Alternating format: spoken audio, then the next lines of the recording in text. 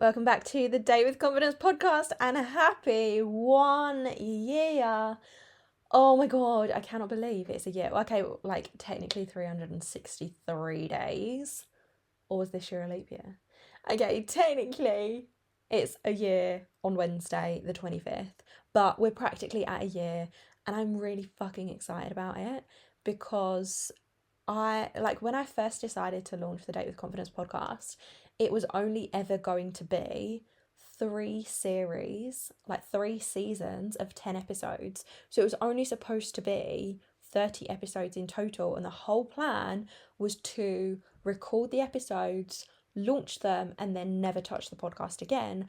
But I had so much content, and then when you started asking me questions and you started getting involved and we brought in the community episodes, I just got so much more excited about the podcast. Like, I obviously became obsessed with it for a really long time, took that little summer break, but I can't believe we're here and it's been a year and I love it. I really want to go back and listen to some of my older episodes because I think I am somebody that grows quite rapidly. I evolve quite rapidly. So who I was even at the start of 2024 is not who I am now. So it'd be really interesting for me to go back and listen to those episodes and hear like the things that I'm saying, the things that I'm talking about, my perspective on things.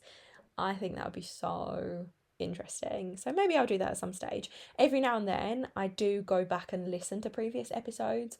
Like the other week I listened to How to Level Up in Love again because that was such a big episode, and something that I like when I recorded that I was in the midst of I just started seeing that guy, and listening back to me being like giddy about it made me cringe so much because I was like, oh my God, my perspective on things have changed, that they've done a complete 180.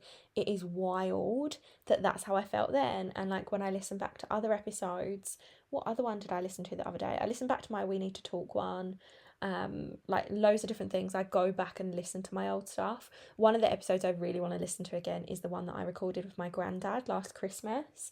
So his viewpoint on dating, that one will forever be my absolute favourite episode just because we got to sit and have that conversation. And I think if it wasn't for the Date with Confidence podcast, we would never have sat down and discussed that. Like we might have discussed things here and there.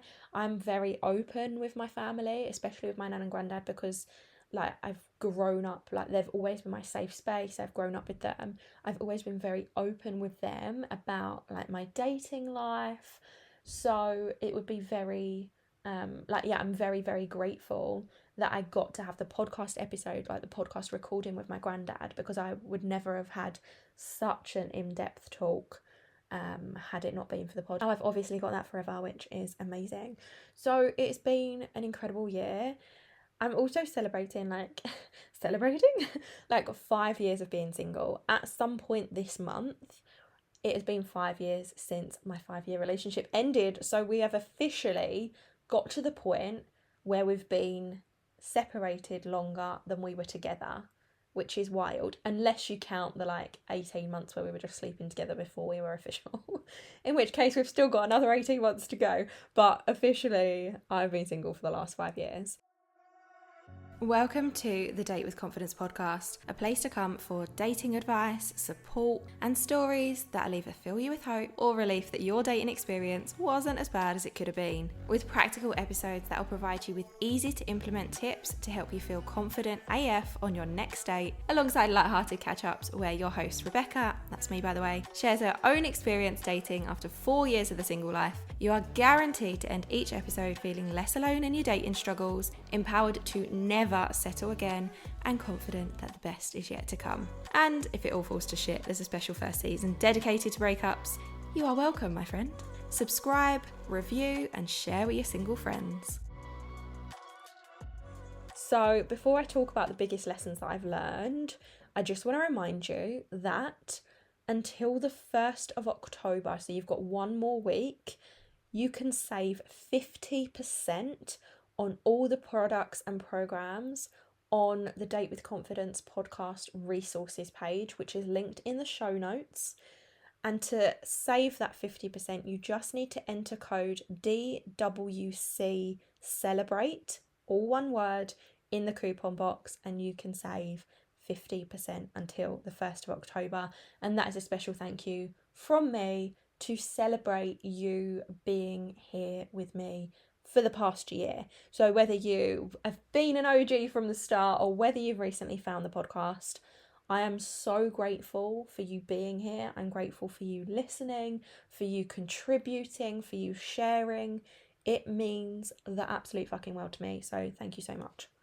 Okay, the biggest lessons that I've learned since being single over the last 5 years. Maybe these aren't the biggest ones, but these are the ones that kind of came to my head when I was just brainstorming some notes for this episode.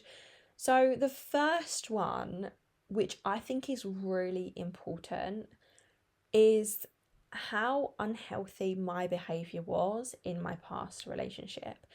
Now, I loved my ex so much. I would have done anything for him. I was completely and utterly head over heels for him for years. I sacrificed a lot to be in the relationship. I compromised a lot. I would have done anything for him. And it's only in the last few years where I've been reflecting on the part that I played in that relationship that I was able to see where my unhealthy behaviour was. Because there were things about us that weren't right, like things like gaslighting and I don't know, not listening. Like there were just a lot of things on his part that made the relationship unhealthy. And there were a lot of things on my part that made the relationship healthy. And I think it took me a long time to be able to see that and to be able to take responsibility for my part. But as I'm getting older and as I'm doing more work on myself, it is so important that we look at our own habits and our own patterns and we look at where we're going wrong in relationships. We cannot blame every single thing that has happened on the other person. We have to take our own responsibility if we want a healthy relationship. So some of the bad behaviours that I had were things like being super codependent. How happy I was depended on how happy he was and how happy he made me. So I, for a very long time, I'd have like moments where I would focus on my own happiness, but the majority of the time I would rely on him to make me feel good, on him to make me feel happy, on him to make me feel beautiful. And if he wasn't doing those things the way that I wanted him to do them, then I would feel like I wasn't good enough. I would feel anxious. I would feel depressed. Like, a lot of the way that I felt about myself was very much down to how he made me feel about him. And that is not healthy. Going into any other dating scenario or any other relationship now, my own happiness is my priority and is my responsibility. It is not the responsibility of my partner to make sure I am happy all the time. Another thing that I noticed about my behaviour was if something had happened and he'd really upset me, I would ignore him. I would give him the silent treatment. And I mean, to be honest, quite often he didn't actually notice that I was ignoring him. Like, there was a time where it was like a good few days before he actually was like, what's going on? But I would give him the silent treatment. I would be rude, I would be short, I would ignore him. And I've now reflected on that and seen how damaging that can be. And at the same time, I'd never known any different. Like, silent treatment is what I received growing up repeatedly. And I didn't understand how unhealthy that was. I understood that when someone gave me the silent treatment, I hated it. It made me feel really upset. It made me feel guilty. It made me feel ashamed of myself. It made me feel like I was a terrible person. So I suppose subconsciously, when I was giving him the silent treatment, I wanted him to feel guilty for what he'd done.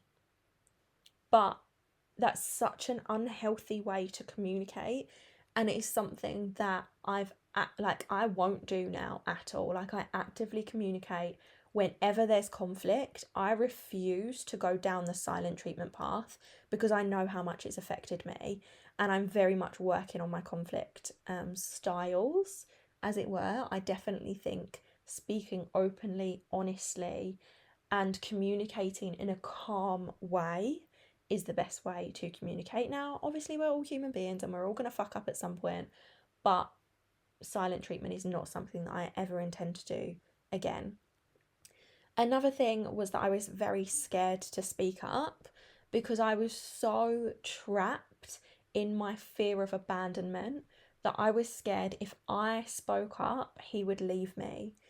And there's a lot surrounding this. Like, if I spoke up and he left me, he was obviously not my person anyway, because you should be able to say whatever you want to your partner without the fear that they're going to leave. If you tell them how you're feeling and they walk out the door, they weren't invested in the relationship the way that you are.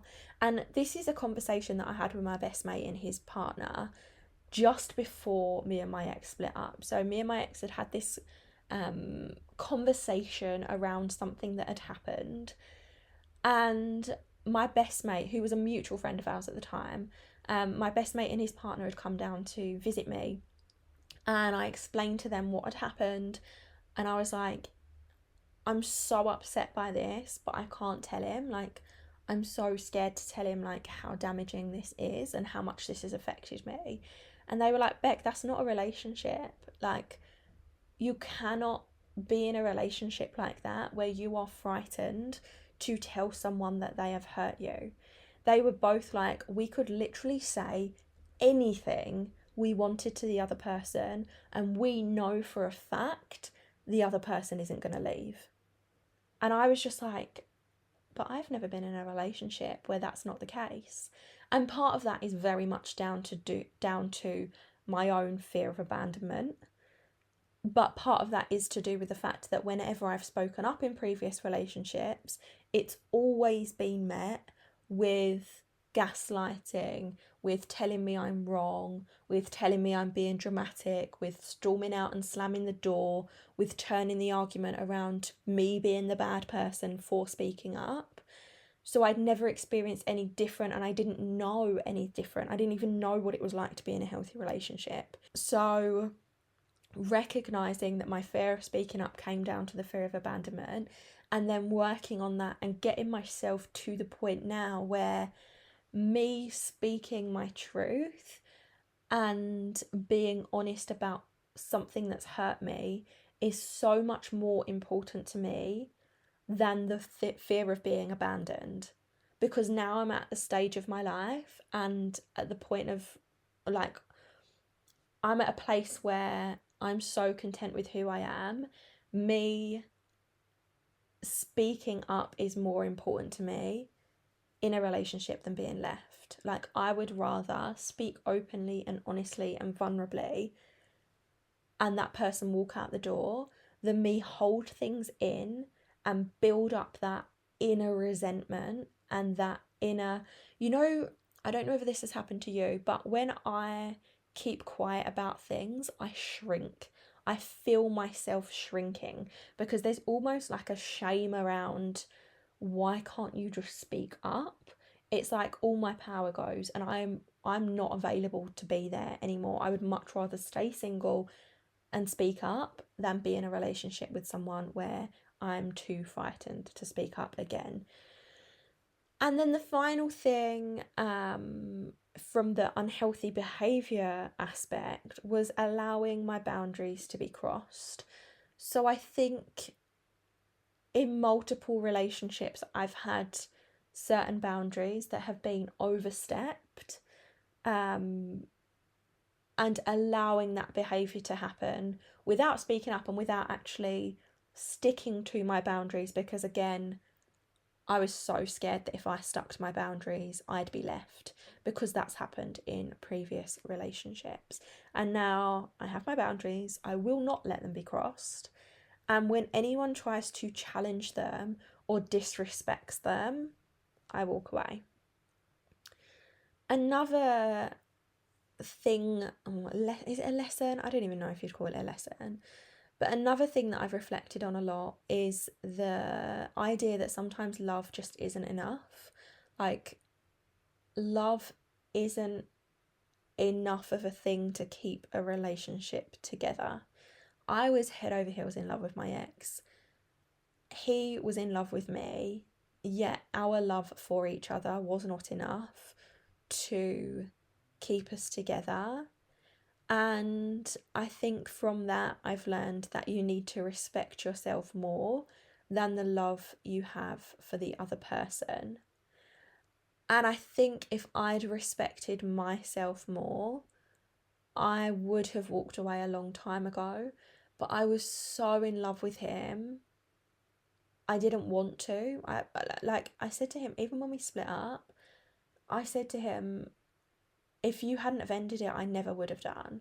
I mean, maybe I would have got to the place where I was like, I'm not taking this anymore. Like, I am done with this relationship.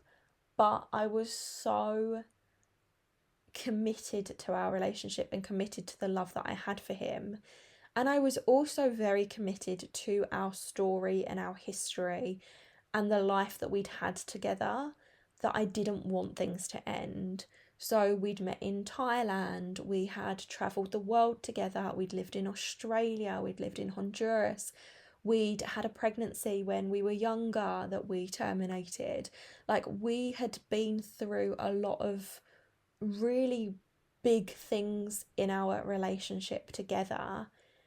And I don't think I ever wanted to let that go because of the hardships that we'd had and because of all the positives we'd had as well, because of our romantic story that we'd met in Thailand and we were friends, and then we moved to Australia, all this stuff. And there are times where I look back on it with the rose tinted glasses and I see all the happy moments and I forget a lot of the trauma that happened as well, a lot of the negative things that happened even before we were even in a relationship. But I think love just isn't enough sometimes. And even though I think you have to get to the point where you look at things, and maybe this is what he did, maybe this is why he ended it, I will never know. But I think you have to look at things and ask yourself, am I holding on to this for the right reasons? And unfortunately, love isn't a big enough reason to hold on to something. Love and a shared history isn't enough of a reason to hold on to things. I think I feel like now I respect myself so much more than I ever so much more than I ever have, that I would never end up in a situation again where I'm disrespecting myself and choosing the love that I have for someone else over choosing myself. I like to think that I've learned that by now. Again, I thought I'd learned lessons when I dated delusional guy.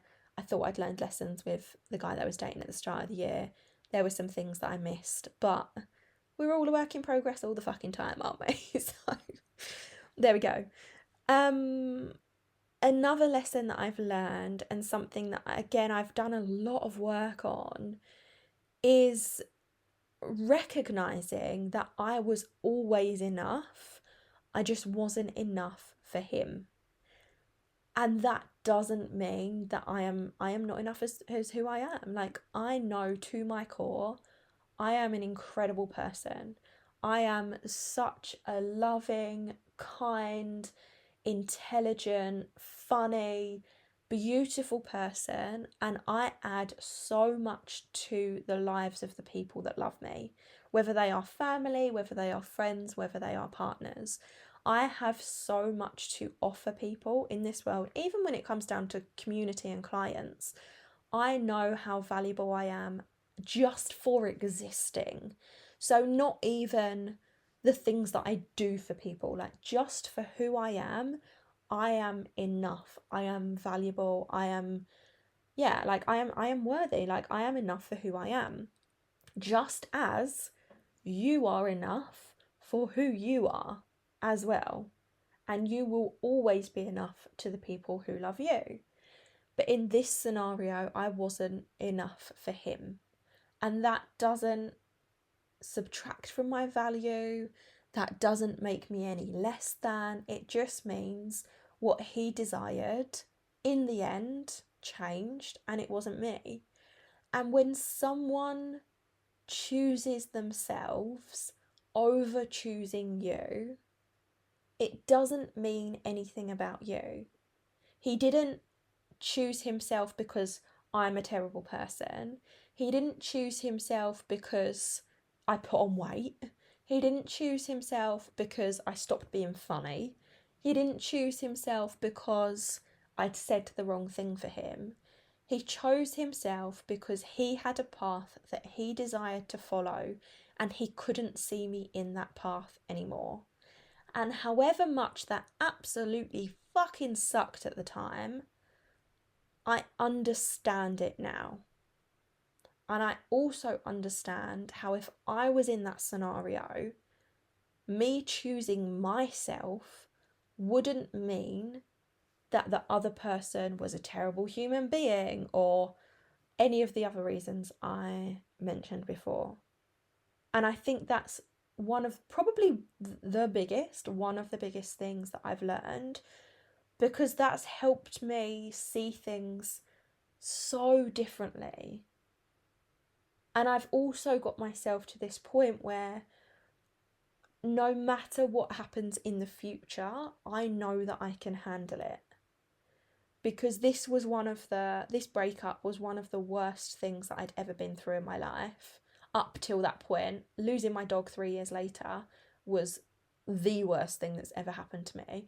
But at the time of the breakup, it was the worst thing that I'd ever been through for the second time. And I genuinely didn't think I would see my way out of it. There was the tiny little intuitive voice inside me that was going, you're going to be fine. But when it happened, I remember saying to my mum, I cannot do this again. I can't get through it. There's no way I can make it out of this. And lo and behold, here we are 5 years later, and the growth that I have had personally has been phenomenal. And I never would have arrived at this place had we stayed together. Not only that, I wouldn't have been at home for the pandemic. I wouldn't have spent the last 4 years being able to care for my granddad, who is getting progressively worse and who hasn't got that much longer to live. I would have missed out on 4 years or 5 years with him, 5 extra years with him. If I'd still been with my ex, we would have moved to Bali, then we would have moved elsewhere. I would have still been travelling. I wouldn't have had that family time. I wouldn't have been here for the birth of Lily and Harry, my niece and nephew. I wouldn't be here for baby number 3 that's coming in November. I wouldn't have been so involved in their lives. And I see them on a weekly basis. I see them at least once a week. At least. I would never have been so involved in their lives. I would never have spent I would never have spent the last 3 years of Jasper's life with him. And I would have really missed out on that. And at the time, I didn't understand the breakup. At the time, I didn't understand. And I knew that one day I would get to the point where I could look at it and go, this is why it happened. And now I can reflect on that. Like, I'm not going to lie, the past 5 years have not been easy at all. They've been really hard in terms of processing the breakup. But the growth and the things that I've learned and the opportunities I've had and the relationships that have been strengthened from it, I am so grateful for them. And it is so nice to be able to reflect back and be like, wow, look at where you are. And to be able to look back on the relationship with peace and the breakup with peace, and to have let go of all the resentment and the hatred and the anger and the confusion. Like, I have nothing but peace around the whole situation now. And now I'm able to look back on our relationship and some of the happier memories, and I can look back on them with fondness without that feeling of, oh my God, why did it have to end? Or without that sick feeling of he's moved on with his life kind of thing. And that's really fucking nice. The last thing that I wanted to talk about was, not the last thing that I wanted to talk about, the last lesson was that there's no timeline on you being able to have what you want. So when the breakup happened, it was like 3 months before I turned 29, and it was a big deal for me because I thought I was going to be engaged by the time that I was 30. I was so desperate to be engaged by the time that I was 30, because to me that was a really big milestone, and that made me feel like I had my shit together, because at this point I'd obviously lived abroad from the age of 21, and so I didn't own a home. I didn't have my own house apart from when we were living abroad, and we obviously lived together. We weren't married, we didn't have kids, none of that. So I felt like if I'm engaged by the time that I'm 30, then I've got my shit together. That's good. And then when the relationship ended at 28, just before I turned 29, I felt like I was so behind in my life. My best mate announced that he was having a baby with his partner 2 months after the breakup, or even a month after the breakup, 2 months. And then my brother got engaged. We split up in the September, and my brother got engaged, I think it was the December. Or maybe it was the end of November. And I was just devastated. Like, I was happy for them, obviously, but I was so much in this, like, why isn't it me state? And I felt like everyone was moving on with their lives, and I had just gone back 10 paces because I was back at home again. But now that I'm at 33, I don't have any worries about that. I don't feel like I'm behind. I feel so content with where I am. And I also was able to recognise that the only reason I wanted to be engaged by the time I was 30 is because society fucking hates women who are single any older than 30. So I was like, well, I didn't want to be engaged because I wanted to be engaged. I wanted to be engaged because society are telling me that I'm only worth something if I'm a married woman. So then I was like, oh, well, I don't really care about that now. That's society's opinion. I couldn't give a fuck about that. So now I feel a lot more content with where I am. I am still living at home through choice, and I'm enjoying living here. Although at the moment we're getting, like, the whole house is being renovated, so it's fucking chaos. But I'm enjoying still living at home. I'm enjoying spending time with my family regularly. I get to go and see my nan and granddad multiple times a week. Like, I've even been building a better relationship with my dad over the last couple of years. I've been seeing him more often. Like, I'm really happy with where I've arrived. My business is flourishing. Things are going really well for me. And none of that is to do with me being engaged or having a boyfriend or being married or having kids or buying a house or any of the other milestones that we are made to feel like we have to be successful. I feel pretty fucking successful in myself. Not all day, every day. There are moments where I go, oh my God, why am I still living at home? Of course there are. Especially when my mum's irritating me and I'm just like, I just want to be on my own. But also I'm so grateful to be here, because again, there is going to come a stage where my mum isn't here anymore, because obviously we all get older and we die. I am going to be able to look back on the last few years and go, oh my God, I'm so glad I got all that extra time with her. Because for the majority of my 20s, I was out of the country. So yeah, we messaged, but I didn't spend a lot of time with her because I was living abroad. From 21 to 28, I was out of the country. So now I feel like I'm not making up for lost time, because I definitely wouldn't see my 20s as lost time, but I feel like we've got a much better relationship now, especially as we had quite a rocky one when I was a teenager and in my early 20s, whereas now we've got a really good relationship.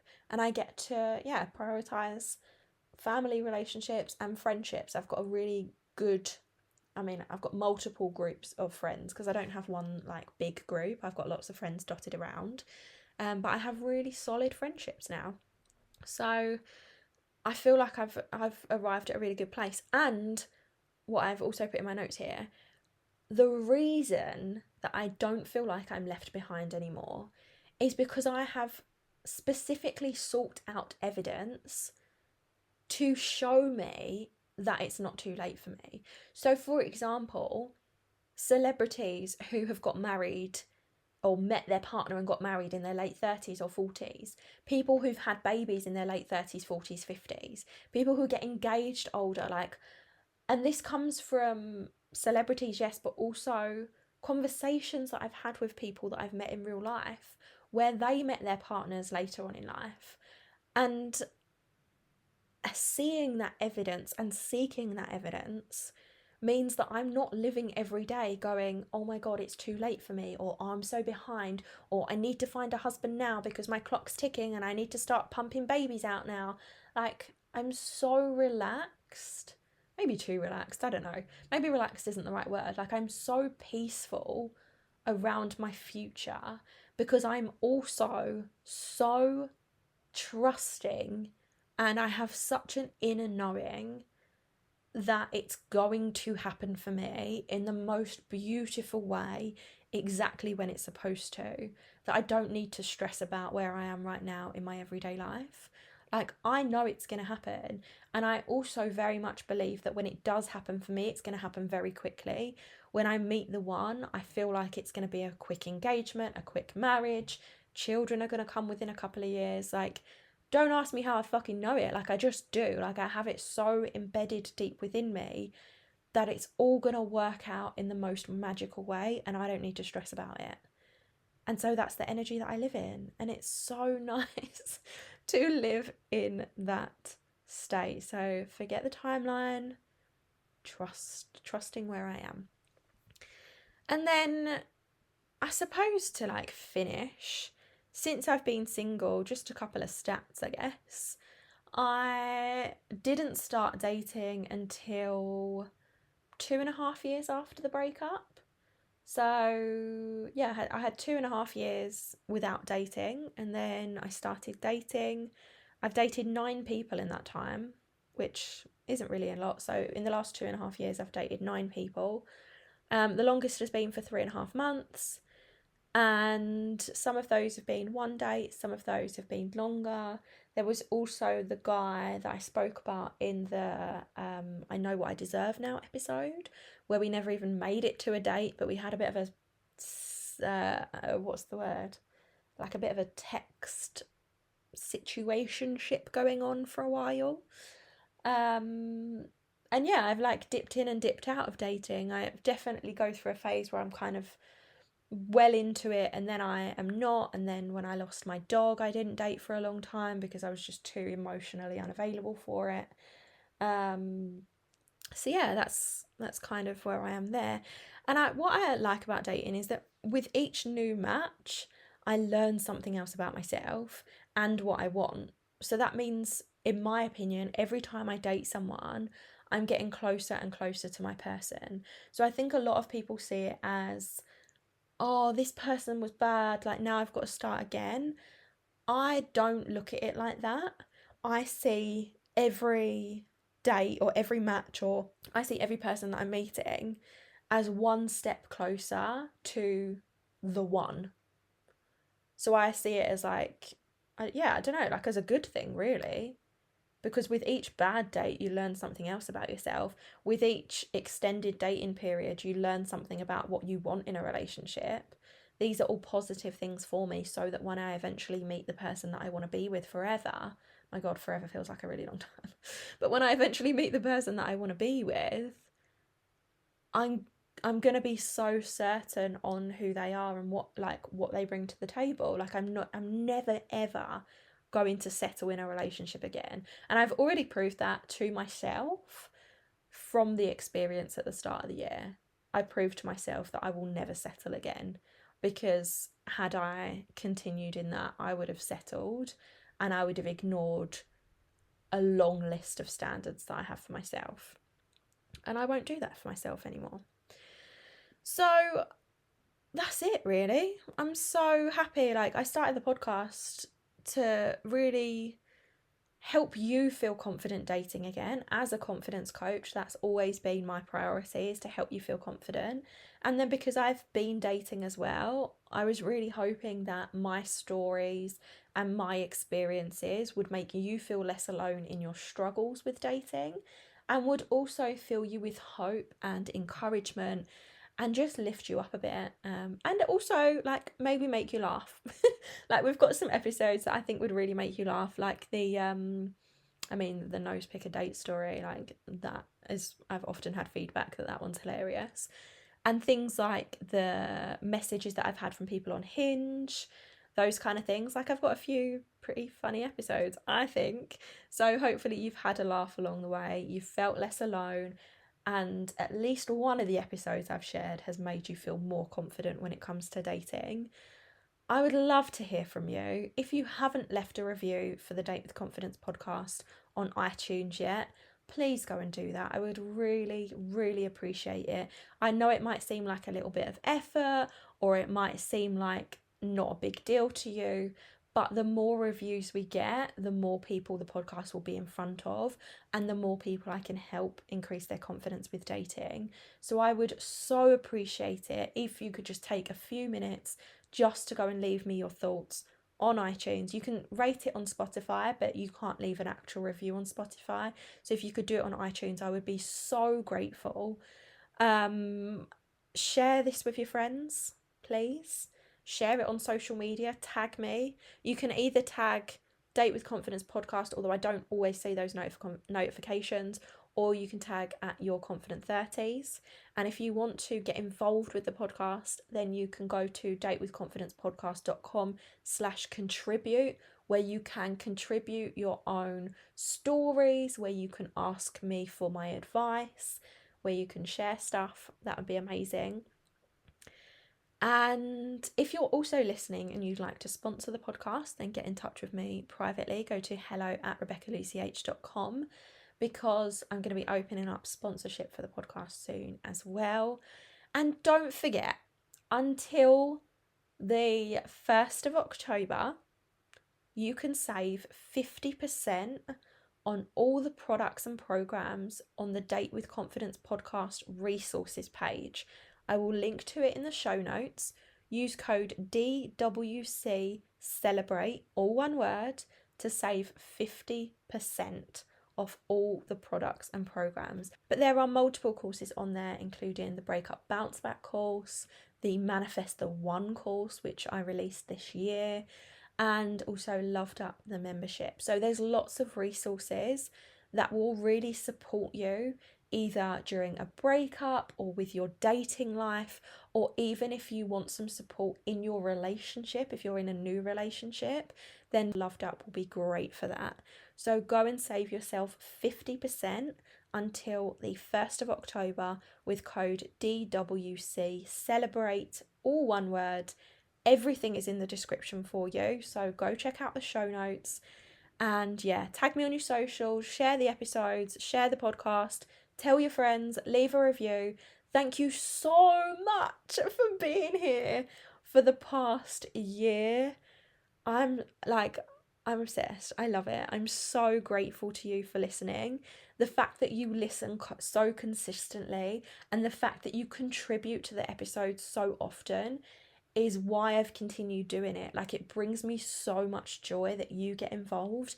It's why the podcast has been so successful, and I am so grateful to you for being here. Keep listening, keep downloading, keep sharing, keep doing all the things.